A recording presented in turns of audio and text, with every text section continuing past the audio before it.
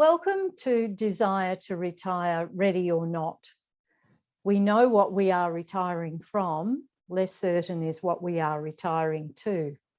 Hello, I'm Estelle Kelly, retirement life coach, and together with Alice Mantel, a Sydney-based lawyer and author, we are going to dispel some of the unknowns and uncertainties professionals have when they begin to think about retirement. So we hope to impart some helpful information to enable our audience to face retirement and retirement planning without fear. This series is titled Facing Retirement Without Fear.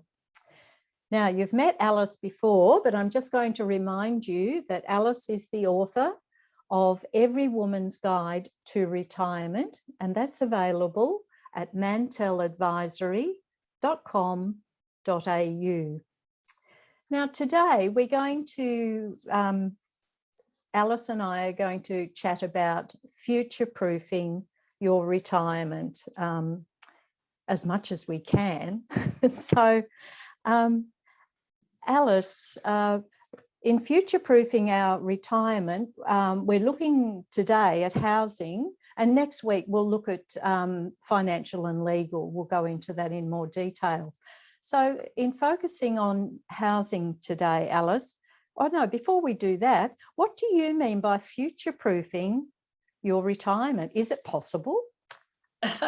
Well, we can try, I think, is what I would say.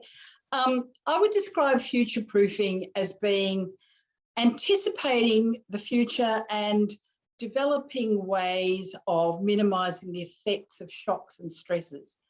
Obviously, we don't know what the future is going to bring, but the idea is to prepare for the worst and hope for the best. At the age of 65 years, when most people retire, we can expect another 20 to 25 years. And those of that time, most of it, perhaps except for the last 5 years, we're going to have an active and fulfilled life. Now, I think housing is really an important area. It's not the first thing that people think of when they retire or think about retiring, but it can be really important. So the idea is to put in place measures to protect yourself against those unforeseen events.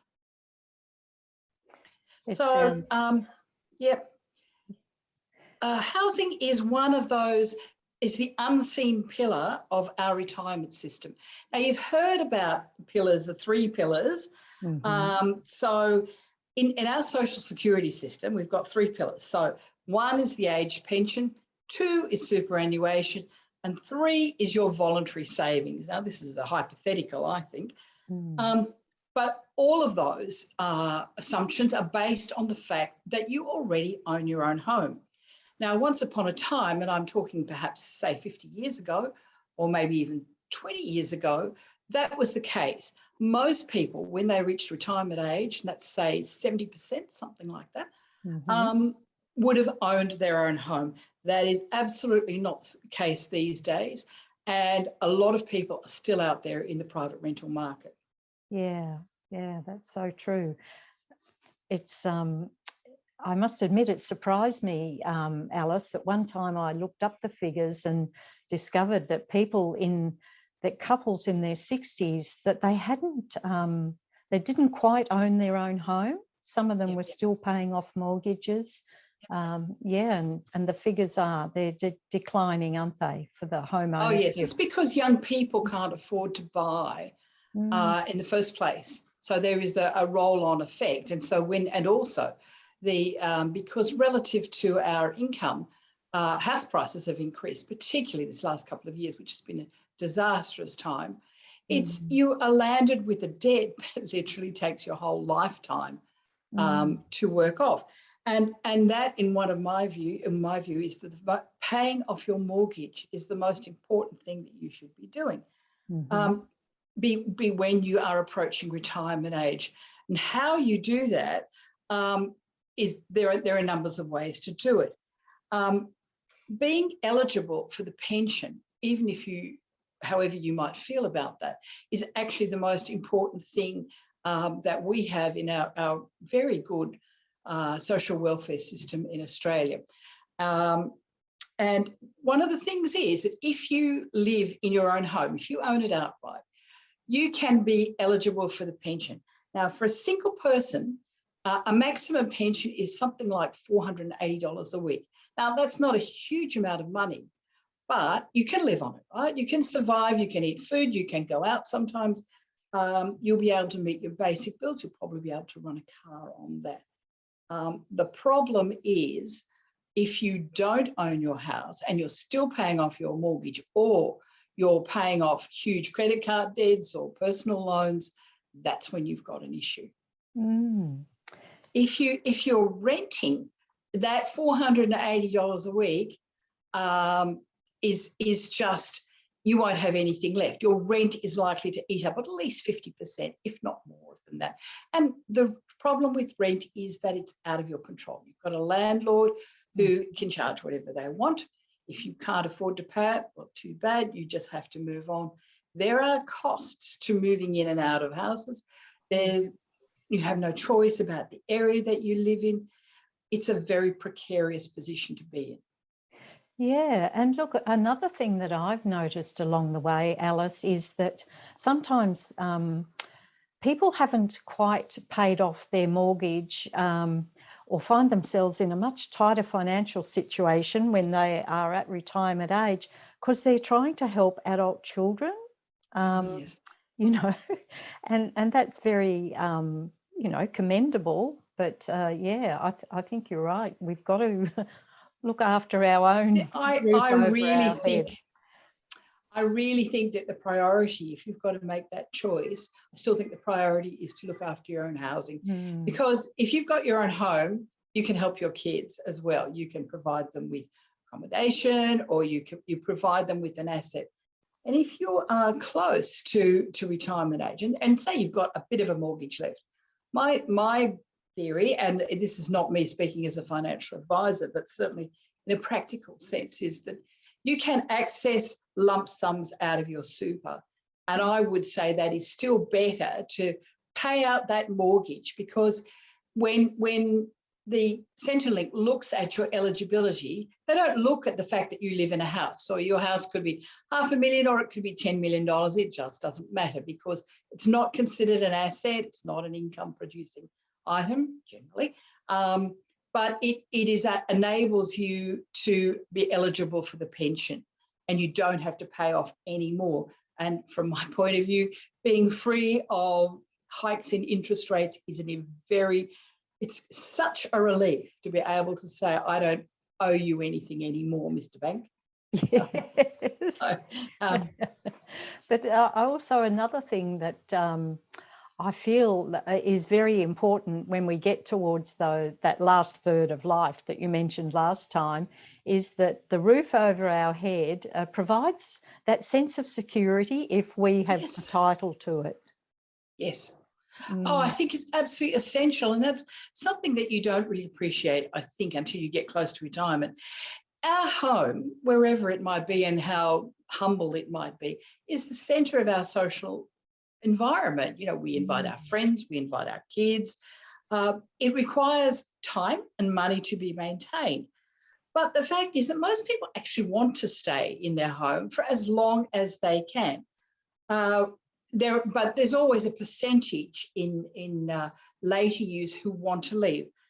And there are reasons why you want to do that. So there are reasons to ways to consider what your current situation is. Normally, as I say, it's not the first thing on people's, new retirees list, where am I going to live? But as you start your early retirement, a lot of things become apparent to you.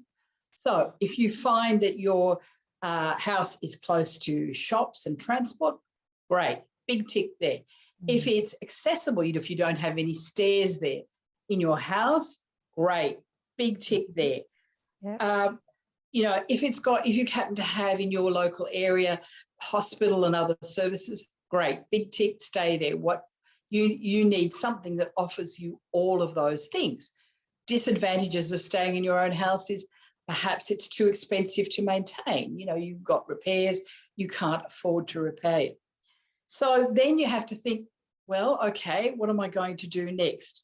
And the other thing is, of course, that our house is part of our community. You know, we Yeah. know where everything is. It's Yeah. not like starting somewhere else where you don't know, you know, where's the doctor? How do I get, you know, if I'm driving, where do I get to?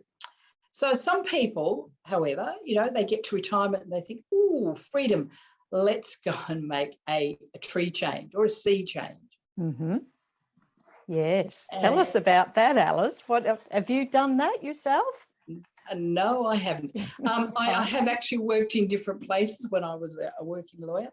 And interestingly enough, I worked up in Lismore for a year, and everybody said, oh, you're so lucky. You know, it's near Byron Bay. Heavens, you know, if you looked at the prices now. You know, and it was a way for me to go and have a look at what it was like. And I was quite clear this wasn't the place for me. But thousands of people actually do want to make tree changes or sea changes, going to the beaches, you know, going to live in the Gold Coast or Port Macquarie. Lots and lots of people want to do that. And I can understand why. You know, those regional areas, certainly previously, used to have much cheaper accommodation, the parking and the transport wasn't such a big deal, traffic wasn't such a big deal. Altogether, and the weather might be, you know, a bit more friendly than Sydney's been lately. You know, and I can certainly appreciate all those things. From the sort of anecdotal evidence I've received, people who decide to do it should do it early in their retirement, in their 60s, when they can still become involved in part of the community, take up volunteer work or perhaps still work. They need a bit of time to get involved in the community. It does not happen overnight. I would certainly suggest that if you want to do that, you start to go there, you maybe for your holidays, and quite often that's what people do. They've been there for holidays for some years and they say, well, this is the place for me. I certainly think that you should rent before you buy, because once you sell up in a big city, very hard to come back.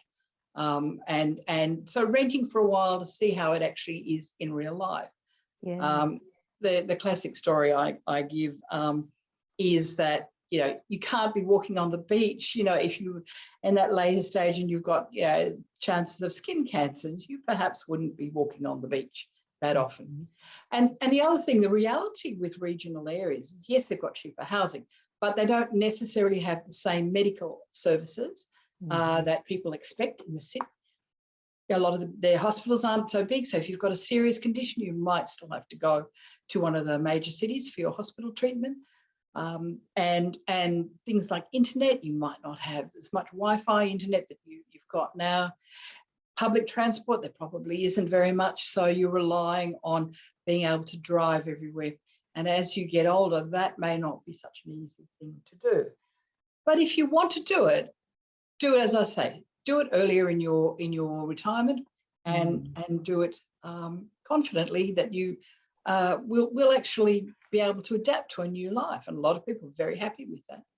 Yes, yeah. It's I think your suggestion of renting there for a little while is a very good one. Then you have time to really get in and see what that location's like, what it offers you. Yeah, I think so. It's a big commitment once you've sold up. Yes, it is. Yeah.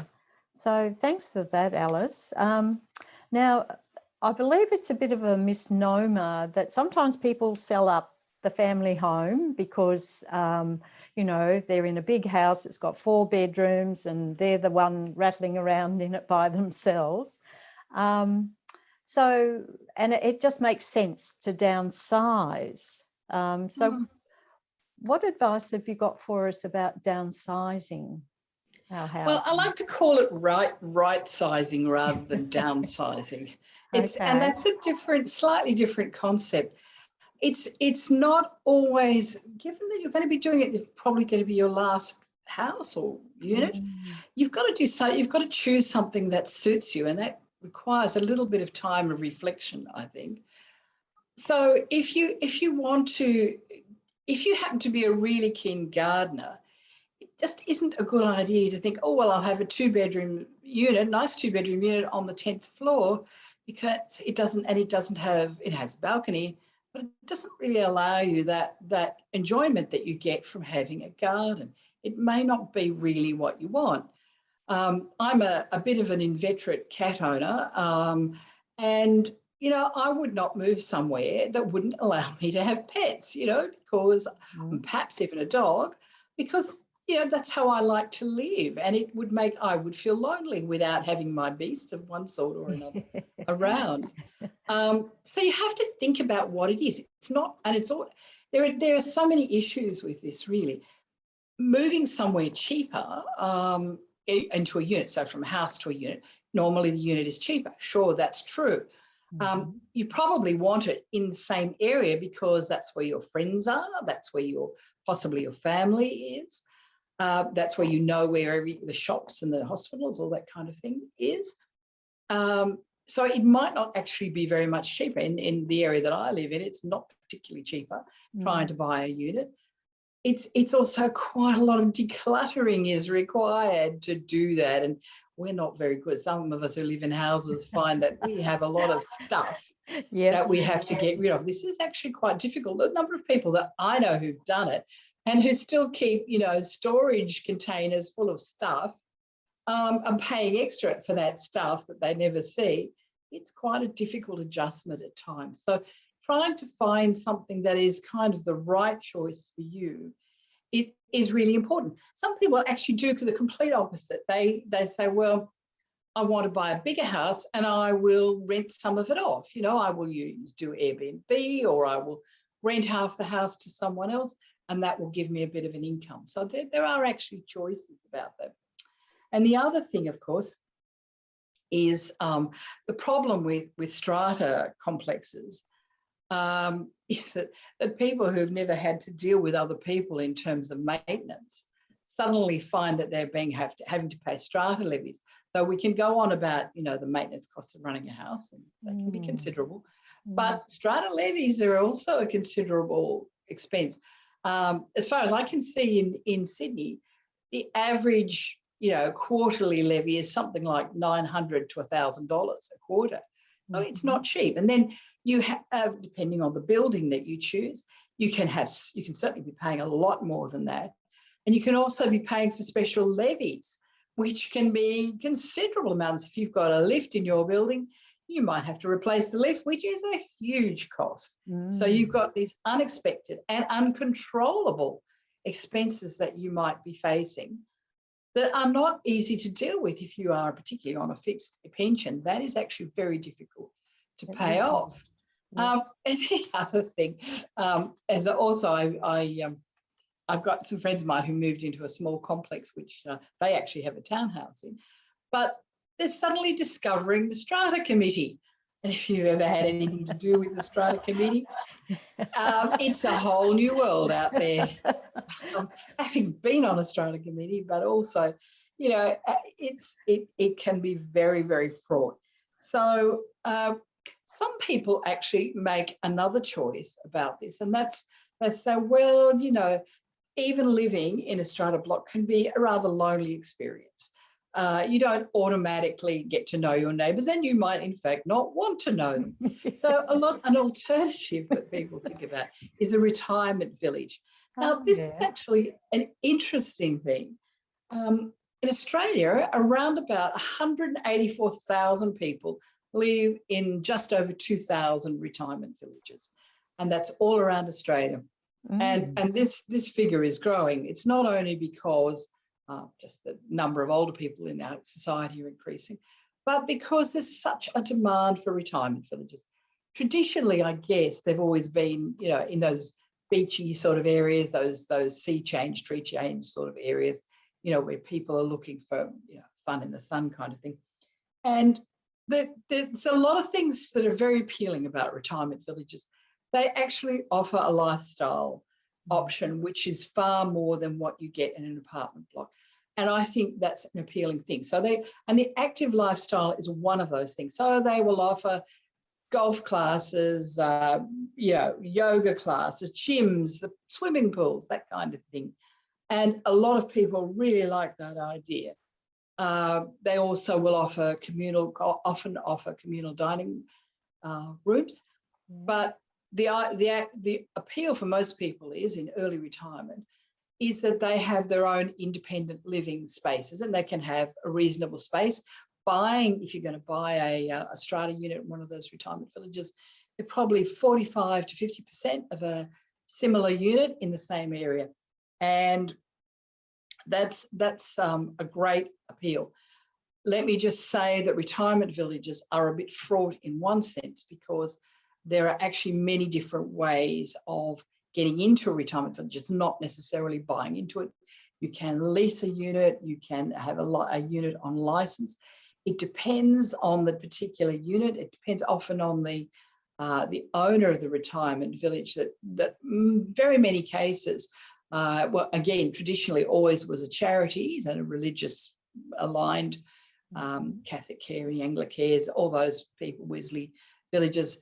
But increasingly, there are many more commercial operators in this field. Yeah. And, you know, so you do need a bit of legal advice before you go into a retirement village, but it is an option that suits a lot of people. But the other thing that I think is really important to think about is when you leave the retirement village, yes. what are the options in terms of supported accommodation? Now, supported accommodation that, you know, you would traditionally call an aged care facility is something that is very important when you're anticipating going into a retirement village. So you really want a retirement village that has some sort of link to an aged care facility and gives you some priority in terms of going into it. Now, aged care is a whole different ballgame. I'm not going to be able to talk about that today because it's a big area. But at my little venture into retirement villages, Alice revealed that certainly it was very affordable to buy into it, and it was a lovely lifestyle that was offered. But it's when you leave, I believe they vary quite a lot in how the sale of your particular unit within that village is managed. Yes. Yeah, it's they're called exit fees. Yeah, and there has been a lot of complaints about this, so they have actually tried to fix this to an extent. So there have been issues about who can sell, depending on how it's the terms of your particular agreement. And that's why I'm saying you absolutely need someone who specialises in this area. So, you know, who can sell it? So if it's only the owner of the retirement village who can sell it, they get the commission, they get to set the price. You may not have any control over it. If you have very long waiting periods before your unit gets sold, you might be a long time waiting for what you can get. There's also costs, you know, perhaps you'll be required to, you know, paint the unit, do some maintenance before you can sell it. It is a very complicated area. Let me just say that. As I say, there has been government concern. They have done some things to fix this a bit. But, you know, you really need some help with this. And in a way, I suppose you're not going to be concerned about it to the same extent, because if you're moving into an aged care facility, you know, there's not much you can do. But certainly family members will take a big interest in it, because there's a lot of money involved in that exit stage. You know, and people tend not to think about it. Yeah.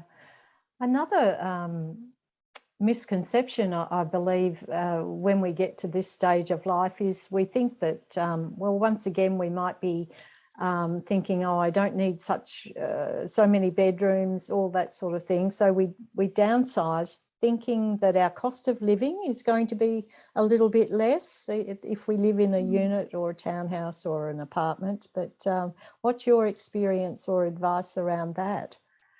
Well, it's, as I said, you know, strata levies are really a big imposition, and having special levies, they can be significant. I lived in a strata block for about 5 years, and I was on the strata committee for 3 of those years.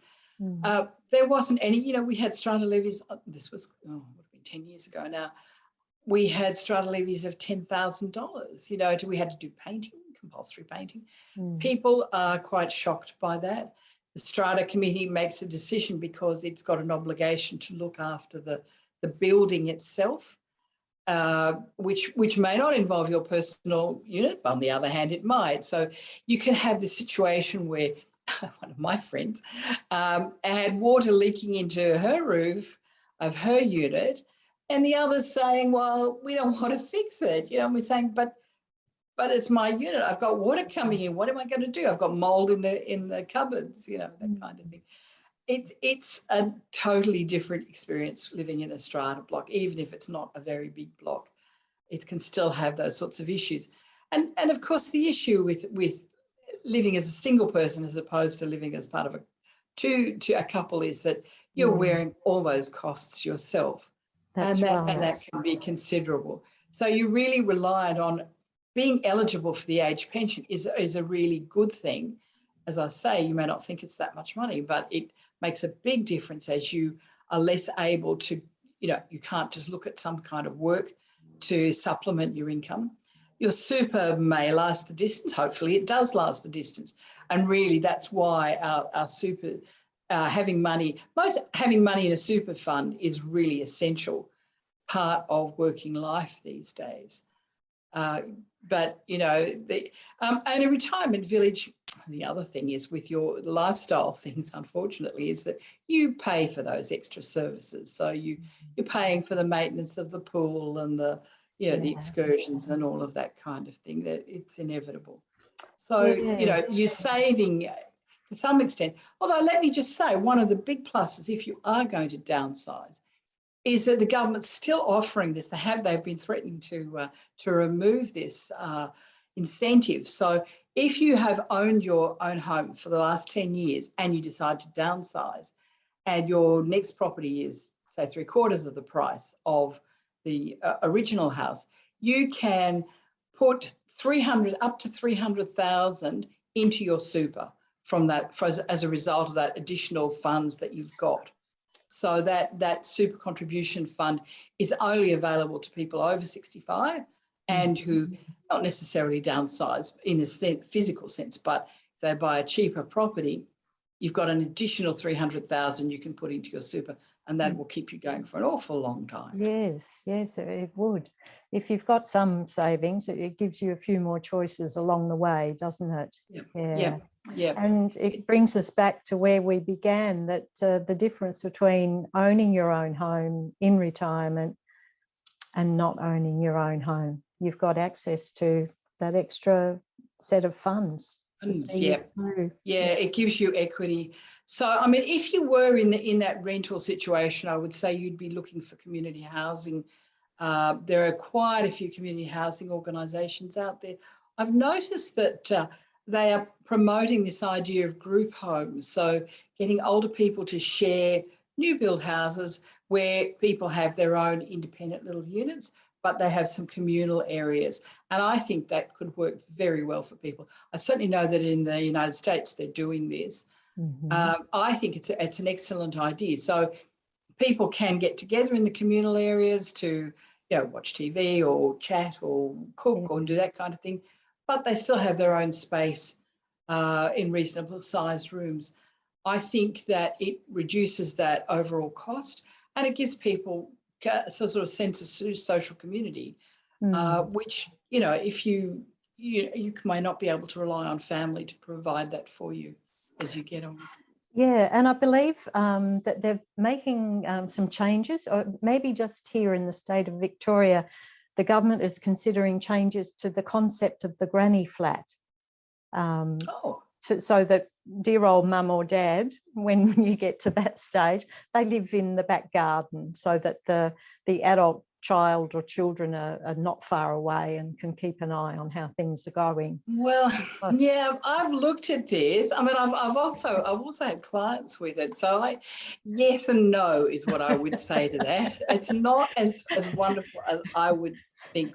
The problem is, from Centrelink's point of view, Centrelink has quite well-established policy guidelines on granny flats. I personally have concerns about it. I'm not sure that I personally would want to jump into my child's granny flat, and there's lots of reasons for that. So say I give my child or children. So say if you've got a number of children, you give one child, say 300,000 to build a granny flat and you move in, that's fine. Centrelink sees that as you giving away some of your assets. So there might be an issue in terms of your pension. You then have this situation where you are dependent on that child to provide you with assistance, which is fine when you're relatively healthy, that's fine. But once you start to become ill, and frailer, perhaps 10 years down the line, you may not be getting that help. And you could actually be a person who is abused. And let me just say, that's what I'm saying. From my clients' perspective, when I've seen it in clients' homes where they have done this, it wasn't always a very good outcome for the older people, because they are relatively helpless. They relatively don't own anything. So when they want to go into aged care, they have no deposits in terms. So now, providing a bond when you want to go into aged care is the usual means of getting in there. They no longer have a bond, so then they're restricted to the sorts of places they are eligible for. Yeah. As I say, I'm not that keen about it personally. Yeah. But I can see why you might do it, kind of. But and the best of intentions in families don't always work out, do they? No. And it's a bit unfair, to expect your children, your adult children, who are working and bringing up their own family, to be spending a lot of time providing care, and there's endless medical trips or shopping and all that kind of thing. They may not know at the beginning what they might be ending up doing. That's true. Well, Alice, it's just been so much information that you've shared with us today, and that's just on housing. So it's so valuable, such valuable information. Thank you. Yeah, and there's just so much to talk about, isn't there? There is, yes. But the more we learn, let's say it should reduce that level of fear when we're just starting to think about retirement and it's all unknown, it's all ahead of us. So, it's a real contribution. Thank you so much. And next week, we'll chat again about future-proofing your retirement, but we'll look more closely at the finances and also at the legal aspects. I know that it might seem as if we're going over familiar territory, but there is such a depth to it that it warrants another airing. So thanks, Alice. Thanks. See you next week. Bye. Thanks so much, Alice. Bye for now. So today we have just scratched the surface in learning more about transforming to retirement. So take a deeper dive to gain some clarity and confidence for planning your own next stage of life at my website, retirementlife.coach. And at no cost, subscribe to my special 3-part podcast series, Desire to Retire. And after subscribing, you'll find some a What's on Your Mind, a quiz about retirement, and a Wheel of Life that you can try out. Give them a go and let me know how you're travelling, and we can have a chat about it, about planning your retirement. I'm Estelle Kelly, Retirement Life Coach. Thank you for connecting.